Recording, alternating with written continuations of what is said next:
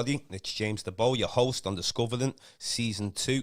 And we're back again, and we've got a new guest in the building today, Kevron Johnson. How you doing?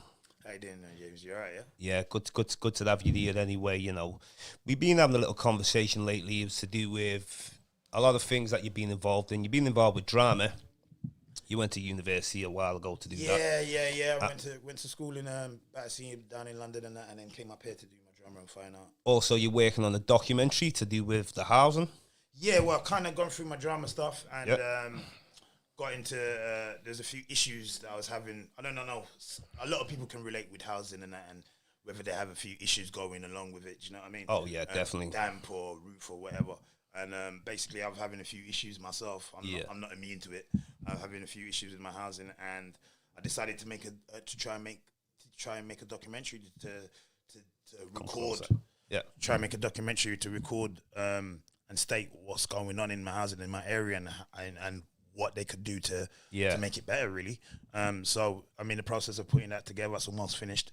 Just got to see my editor and get that Okay, done. let's start with the drama then. Where'd it begin?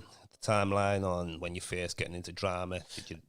Started off when I was about 14, 15, really, and was at school. And a new drama teacher came to our school. She's seen a few potential people she wanted to bring into a drama group, and I kind of fell into that, and it kind of went from there, really. And I went through the next couple of years, going on various different courses, auditioning for a few different parts and whatnot. Not always getting them, but yeah, auditioning for stuff, and kind of just it's a passion that I've just kind of continued.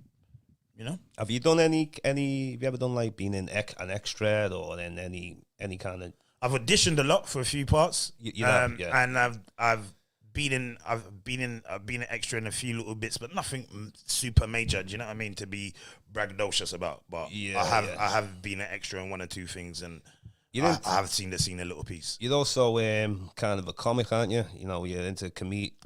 I like to think I'm funny. That don't mean I'm funny. Yeah. But I like to think I'm a little joker. My mum always says it as well. You know what I mean? Yeah. So, well, I thought you're quite a funny guy, anyway. No, big up yourself, James, man. I appreciate that. You know what I mean? But, I'm a little humorous, and I just try to put that into what I'm doing, really. So, saying that you want to be the next Lenny Henry of the UK. Boy, I don't know about that. But you know what? Lenny Henry's doing well, and you have to big him up. He's 60 years old, and was one of the first big comedians coming out of this country, really. You know, from a black point of view, you know, he's always a reference point. Do you know what I mean? Yeah. Whether you like him, don't like him, or whatnot, he's definitely somebody of relevance and is a big reference point. I personally appreciate him and respect him a hell of a lot. You know what I mean? Yeah, he's put in his work, and at the time he did as well. Yeah, 125%, and he's opened so much more doors for other comedians to come through. And you know how hard it is as a British comedian or any kind of comic. It's not like as much as in America where they can break the wall and, you know, you start finding out their big names and the Eddie Murphys and the Richard Pryor's of the world and Dave Chappelle's and that. I don't see that as much in England. I think that they have to work a hell of a lot harder to get to where they need to get to. So that's true anyway. So with the housing, the documentary, how did it all begin? Is obviously, like you said, it was beginning from a lot of damage in the property. Yeah, there's a few issues. There's a few issues going on with that property. Yeah. It started coming up to, you know, once I started seeing it, I just said, you know what, let me just start recording all of what's going on. So I've been putting all of that together, and I'm just in the process now of just finishing the ending of this documentary. We'll get that together and try and put that out there, and hopefully you get some good responses and see what goes on with this, because it's something that I need to show the housing that I'm living with as well, so that they can see the issues and problems, because they kind of see some things, but then at the same time they're like, what's the name of the documentary going to be called? We're still trying to get piece of name together with it, but it will be something revolving the housing. So whether it's the housing doc or exposure of, and it should be out quite soon. I would imagine in the next 2 to 3 weeks we'll definitely have that up on YouTube or have that up on my Instagram or one of my socials. Well, you might as well give your social media. You're on Instagram, TikTok, and I've just freshly put them on today. Yeah. Like I'm new to it. I'm a 40-year-old virgin of social media. Do you know what I mean? So, my where are we at now? My TikTok's man like Kev 81. Man like Kev 81. Man like Kev 81, and also you'll find that on Instagram as well. Man like Kev 81, it's the same. Man like Kev 81 Instagram. Yeah. Okay, yeah. Okay. So I'd say in the next, give me a week or two, but I will be uploading some videos, some content that'll be going on those sites. Yeah, I look forward to that anyway. Safe, man. I appreciate it, man. I'm trying. And you also was talking about getting into sports presenter, being a sports presenter, starting your own channel, and well, you know what it is. Yeah. I'm definitely passionate about. I love boxing as a kid. You know what I mean? I'm passionate about it. I don't so much do it myself like so much, but I'm passionate about boxing and mixed martial arts and that. I like to watch a lot of that. So I'm kind of thinking possibly to make my own like a sports channel orientated around mixed martial arts and boxing, really. Yeah. And just giving my take on it, because there's quite a few people that do. There's a lot of people that are doing content creating, a lot of people that are doing that channel. Yeah. But in the world of mixed martial arts, I don't think there's so much people that. I think a lot of people take themselves very, very seriously. Do you get what I mean? And I think sometimes you need to just kind of give a natural point of view of things. Yeah. And I feel like I might be like that armchair supporter. I could be like your neighbor or something. Kind of give that point of view. Do you get what I mean? So not too serious. Have a bit of fun with it. You mean? Yeah, just a little bit more natural. Or just a little. Yeah, you know, I'm not saying I'm going to be super comedic with it, but just a little bit more natural, as if you was sitting in the room with me. We were watching it together. Do you know what I mean? And we were just having a few beers and having a laugh. I want to kind of give that that vibe and not try and come too pompous. Do you get what I mean? But definitely. Hopefully, if I get a few more of my projects finished, then I'm kind of gonna start pushing my focus to that. But let's get my projects first, and then look at a channel. So obviously you were born in London, of course. You know. Yeah, Southwest London. How long have you been down in Liverpool for? Too long. Too long.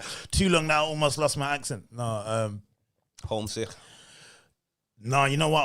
I went back home. I got stuck in home for the Corona, the beginning of Corona. So I was down there for a couple of months. So I did get to catch up with everybody, family and friends and everything like that, and put on a bit of weight, some good cooking. My mum was hooking me up. I got to give her a big shouts out to my mum. Good Jamaican food she cooks. Hey, nothing but proper things, ackee and saltfish, dumpling. You know the rest. You know what I mean? But she was hooking it up. So shouts out to my mum for that. Yeah. What's this?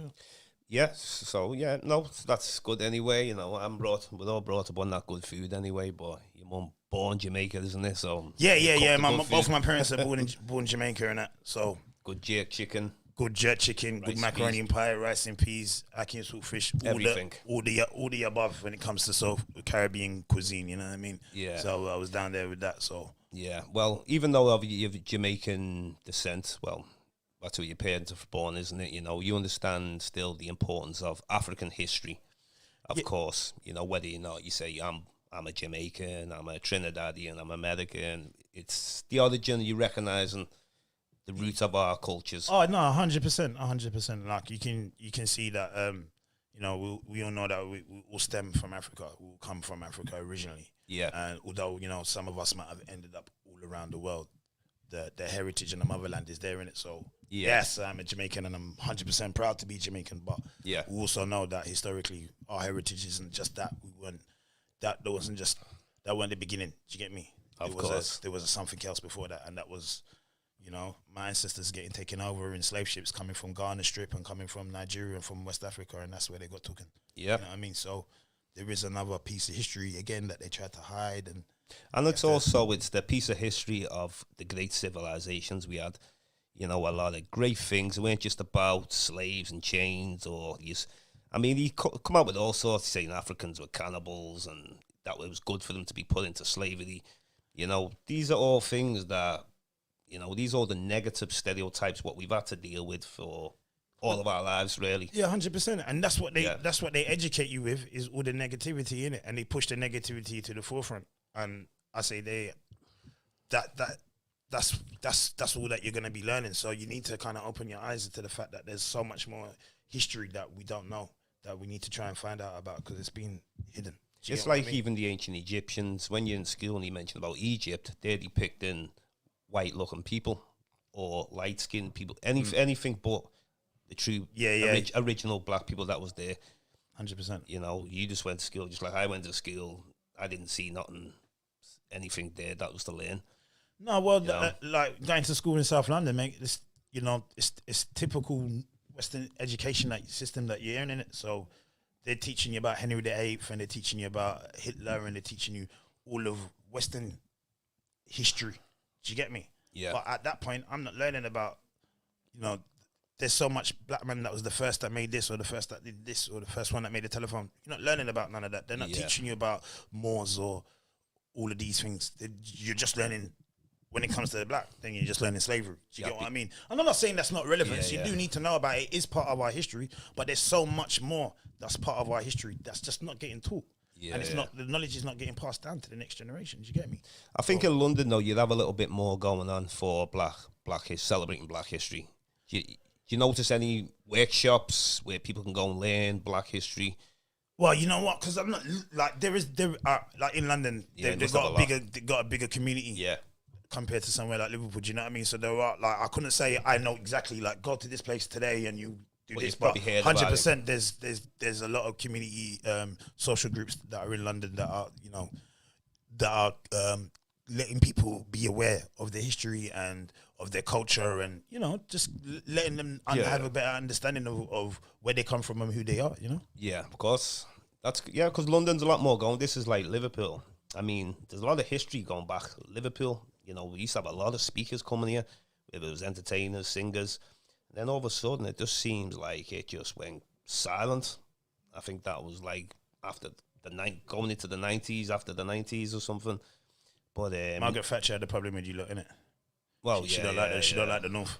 Well, she cut that money, and that was it. Start making it happen from there. Yeah, but it's about people can stop making things happen, but it's down to the individuals to recognise that we need to keep pushing this and don't lose our culture. This is more the important. We can always look at someone who wants to ruin it for us, which we get all the time, but we've got to keep it going.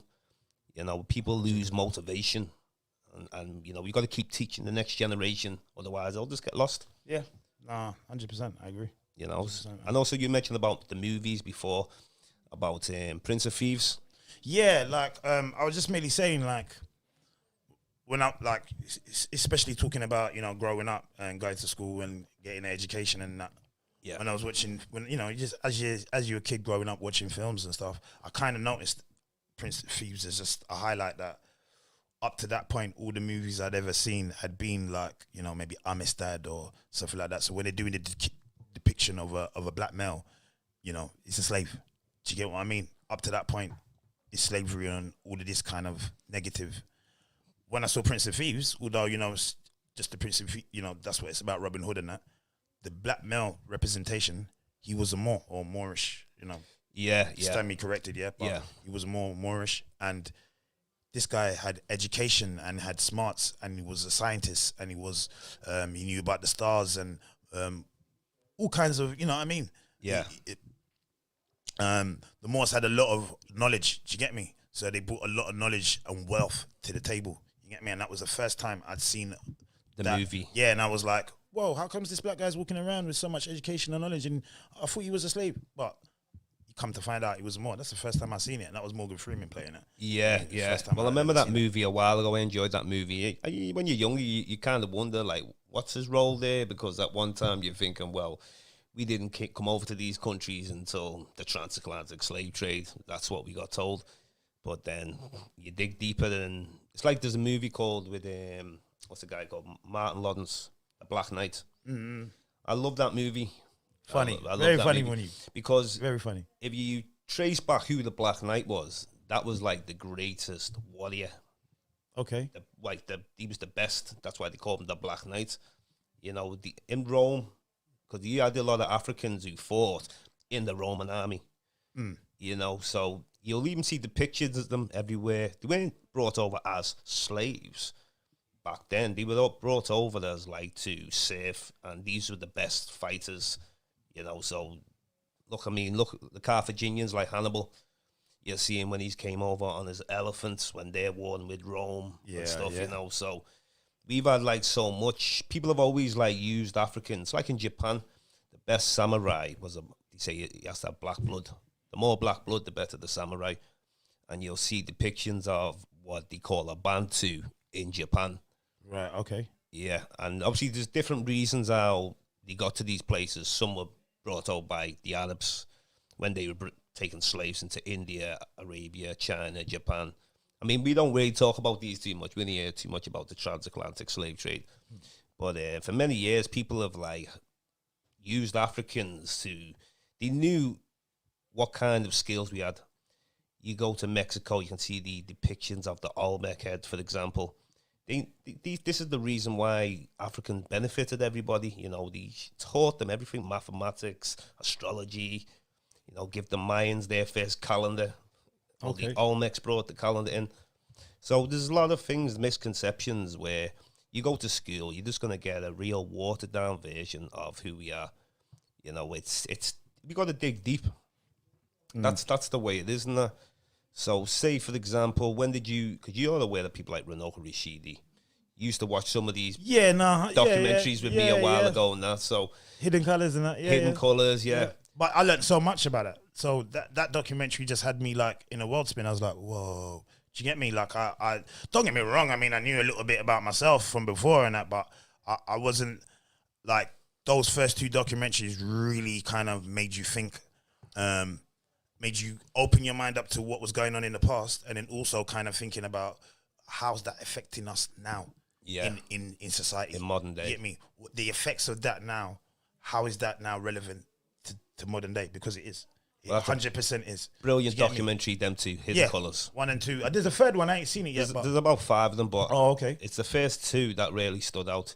Number 2, and definitely I had to relate to that in many ways. Because it breaks it down and gives you the social, you know, it shows you socially, economically, how it's affecting and how it will go on to affect if you don't. Yeah. And also he was, when he started showing you the African diaspora, so you're doing global African presence. And a lot of these places I could relate to because I'd been into these rainforest areas in Asia. Right. I've been into the Pacific, to Fiji, Tonga, and all these places. So, and I've seen all these people myself. It was just like relating to it because we need to talk about more of these peoples all around the world. Most of them are going to be extinct soon.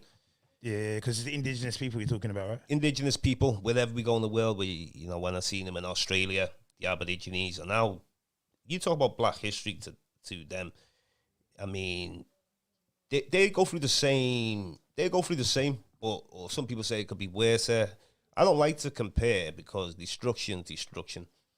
Whether you say the transatlantic slavery, what the Black Asians have been through in India, called the Untouchables, a lot of them. Okay. Dravidians, Dalits, and these people.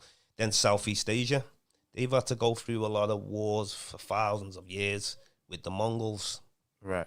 You know, so it's wherever we go in the world, like, we've done spectacular things, brought civilizations. I mean, a lot of these indigenous tribes in Asia are the ones that showed the Chinese how to sail boats and build boats. Okay. See, these things don't get talked. No. We only know these because we've had, like, few people.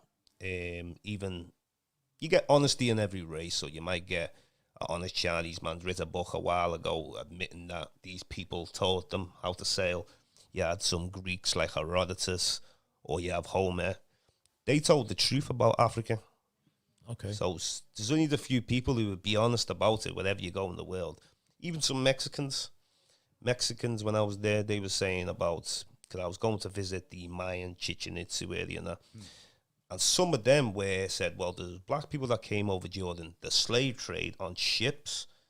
Then there was Black people a lot long before that who came on ships as free people. Wow, okay. So there's Mexicans who are aware of this. It's not down to every Mexican or every Asian person don't know. People do know. It's all in the history books. But it's just, you've got to find them books.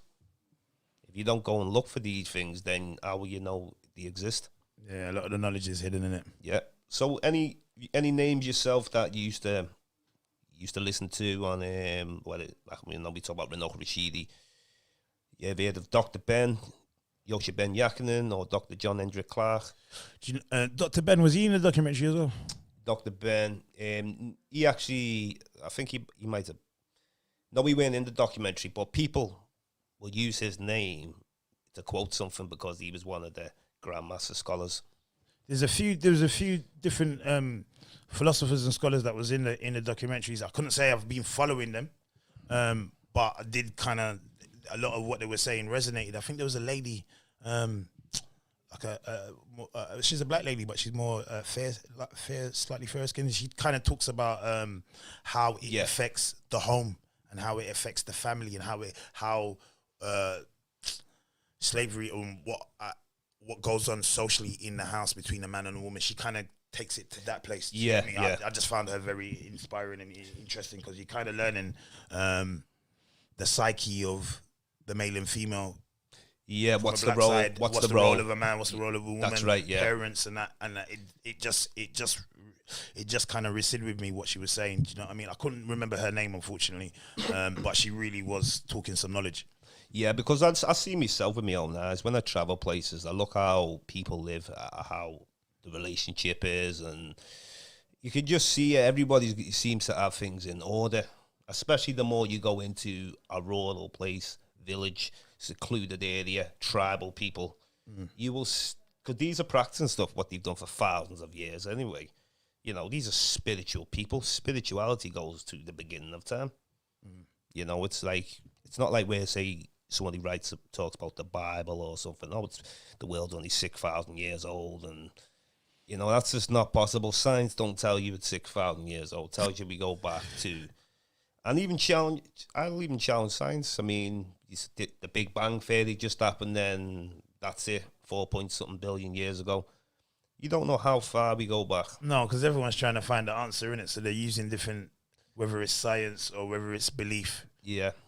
You know what I mean? I mean, you have to choose. Sometimes you have to choose your side, and there's a lot of them. I listened to a guy called Jabari, excellent scholar, Jabari, and he's talking about with some of these scholars, the can be at odds at one another. Where you got practitioners, so they take part in the ceremonies and into the priesthood, and then you've got people who are strictly science. Okay. So sometimes they can conflict with one another. And it can be difficult because if we go by science, but then we look at, say, ancient Egypt, and they'll talk about creation stories, for example, but science doesn't deals with evolution, doesn't it? So I try to be balanced. So when I go and meet a tribe, for example, they're going to tell me this history of what they believe and what they were told. Then I look at science. I try and do my best to meet in the middle, because oral traditions and science is completely two separate things. Okay. You can try to make them go, but it can be difficult. Because if you do anthropology, if you're an anthropologist, you can't get out of teaching people that humans evolved from apes. Right, okay, yeah. Especially if you're a qualified anthropologist, you're supposed to know better. So with Renoke Rashidi, he's a qualified anthropologist. I'm just my own independent researcher. So I can kind of bounce into both. It's much more comfortable and it's more to go. Renoke Rashidi, because I asked him this question on the Zoom last time. Yeah. You probably heard it. Yeah, I was watching it was a that. question from Raz Congo. He wanted to ask me, do you believe that humans could have evolved from whether there was a seed or basically, or do you believe the theory of evolution, Darwinism? So he basically said that humans, not saying humans come from apes, but humans and apes have a common ancestor. So whatever that common ancestor is, we're both supposed to be related to it. Right, okay. You know, I mean, it's a difficult one, because if you're trying to be spiritual and you're going to say humans came from apes, it can be difficult. It's not easy when you're doing this. I try and take in as much as I can, and I try and relate it. I will study science. I'll study the ancient traditions and see what I can come up with. Sometimes it can work. Sometimes it's like, wow, that's over there and that one's over there. Yeah. You kind of like what draw the best information from both sides and then kind of piece it together to You'd have to see where you are. You'd have to, but if you're an anthropologist, you can't get out of the ape. Right. Okay. That's the way it is. But I'm not an anthropologist. I research independently, so I can kind of bounce through both. I don't believe we came from apes. That's just my opinion. You know, I don't see the point of the creator's creation. You can just make us as human beings from the start. Yeah. Okay. Yeah. That's my own opinion. So, what is it? Anthropologist? What do you say? What's the word? Anthropologist. Would you say so? If they're anthropologists and they believe that we evolved from apes into human being. Well, I'm taking it they're not religious then. no. Well, They can be, but they put the science first. right, yeah. So the science of itself, this is where the battle starts coming into play, innit? So if you have religion, you can't be your religion side. But I wouldn't blame science. It's being an anthropologist because science can do a number of things very useful for us. But when you're an anthropologist, you got to take that very serious, and you can't contradict yourself in any way. Right. Okay. So, but that's it though. But then back to it anyway, on the importance of African history. So, would you like to see, you think the school system should be teaching African history more? No, 100%. We should be having more workshops. Oh, 100%. But not just like, when I say like we should be doing more, just like how the education system is teaching any child who lives in this country Western history. Yeah. Which it should be. We live in this country. But we have a lot of children whose ethnicity is not from this country. Although they're born here, the kids. Yeah. Their ethnicity isn't from this country. So, there needs to be some history being taught about Black history and the effects of where it come from all around the world, because it affects everybody and it affects all these the younger generations. So yes, 1,000% they should be teaching history, Black history, the same way they're teaching Henry VIII and Hitler and all of that. Yeah. They should be then teaching Black history, the importance of it, what significance we had in a time demographic. So like in the 40s and 50s, when that guy made the light bulb and that, we should be knowing about it. Do you get me? Just like they want to tell you, oh, he made the first telephone. You find out as a Black guy. We should be celebrating that. Do you know what I mean? And teaching that to everybody. But what we definitely need is Black people teaching the history. This is also important as well. Yeah. Very important. I mean, not saying that other people can't teach, because sometimes people can contribute, but we need the strongest version. We need the purest version. We don't need the watered down version, basically. No. Yeah. Okay. You need more and more people who have the knowledge to come out and stand up. Well, you do, because you need to speak on something from an African perspective. It's like, for example, you want to go to Australia, you have to speak to the Aboriginal Australians. That makes a lot of sense to me. It does mean you can just go there and then I'm going to write my own history. Because a good thing what Renoka Rashidi done, he done something called, there's a program about looking at Aboriginal Australians through African eyes. Okay. And I thought that was interesting because it's given our perspective. How do we see these other indigenous people around the world? Do we see it from the same perspective as a European, or can we see things ourselves? We know we're the first people. We're the original. We're not the Aboriginal. We are the original from Africa. Mm-hmm. So, and then also back to anyway what you were saying about your documentary. Okay. Anything that we need to look for, like anything in particular on your documentary? I understand the housing are taking the pee and that, and you're talking about it's infested with mice and unfortunately, it's not something I'm proud of, but it's not me; it's the building, innit? It's got infestation of rodents, and basically the best way that they can do to get rid of it is to just fumigate the building. But this will cost money, innit? And they'd rather take your money than spend theirs. Right, okay. Do you get me? So they'll take your money, no problem. Like the rent's going in, but ask them to spend theirs to fix something. It's an issue. A lot of rodents. Yeah, a lot of evidence. Yeah, of a lot of evidence of mice, and you can hear them in the walls as well at night. Do you know what I mean? So it's just not the best. Bit of company at night for you. A whole lot of company. I mean, a single guy now, so it's a whole lot of company.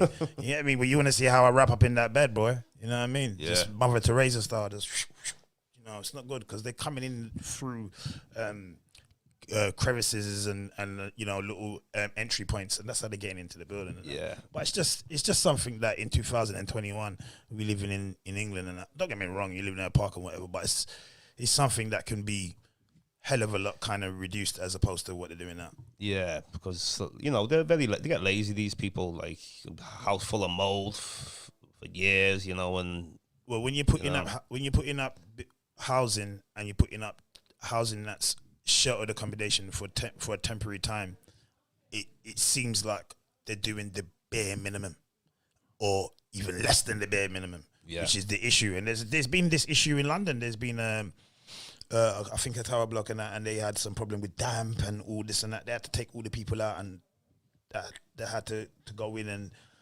throw some funds on that issue. Do you get me?